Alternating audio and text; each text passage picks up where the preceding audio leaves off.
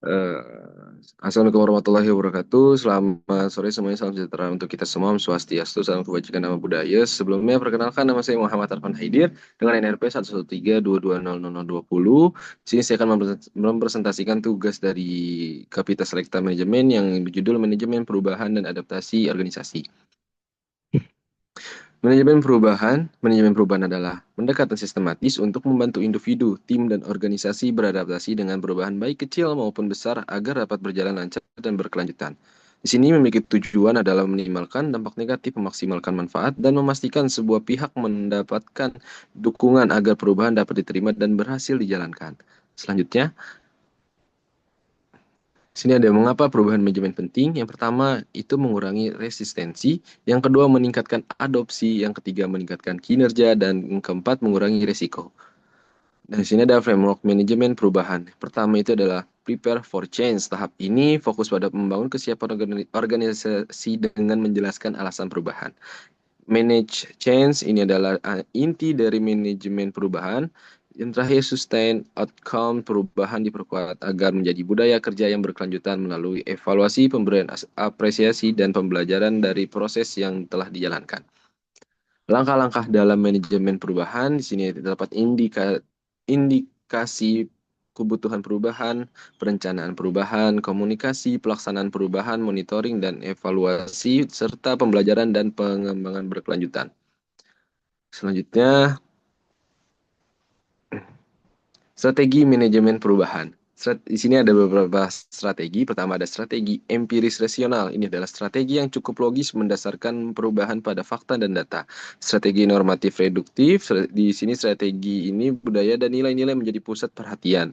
Strategi kekuasaan koersif. Strategi ini lebih mengandalkan kekuasaan atau otoritas untuk menerapkan perubahan.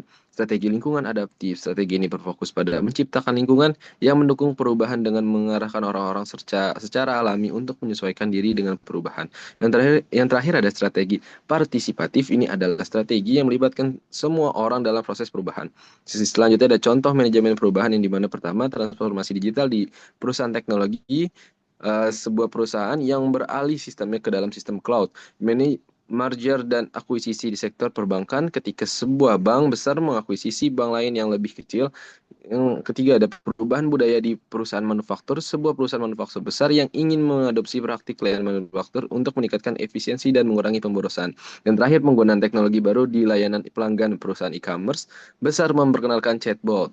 Yang di sini ada ADKAR atau Awareness, Desire, Knowledge, Ability, Reconfirmation. Di sini ada beberapa langkah-langkah sebagai berikut: menciptakan urgensi, membangun tim pendukung, menyusun dan menyebarkan visi perubahan, mengatasi hambatan, mencapai hasil cepat, menjaga momentum, memudayakan perubahan. Sini ada model atau framework manajemen perubahan. Yang pertama ada Lewis Change Management atau Unfreeze, Change, Refreeze. Model klasik manajemen perubahan yang menggambarkan proses perubahan sebagai 3 tahap. Ada McKinsey 7S Framework, model analisis organisasi yang menekankan bahwa perubahan harus mempertimbangkan 7 elemen yang saling terhubung. Ini terakhir ada Briggs Transition model psikologis yang berfokus pada transisi individu dalam menghadapi perubahan dengan 3 tahap emosional. Di sini ada kesimpulan manajemen perubahan adalah komponen penting dalam menjaga relevansi dan kesuksesan organisasi di tengah lingkungan bisnis yang terus berubah. Dengan pendekatan yang terstruktur dan sistematis, manajemen perubahan dapat membantu organisasi mengatasi resistensi, meningkatkan adopsi, dan mencapai kinerja yang lebih baik. Implementasi yang efektif melibatkan perencanaan yang matang, komunikasi yang jelas, pelaksanaan yang disiplin, dan evaluasi yang berkelanjutan. Selanjutnya, sekian dari saya. Kurang lebihnya mohon maaf. Wassalamualaikum warahmatullahi wabarakatuh. Selamat sore.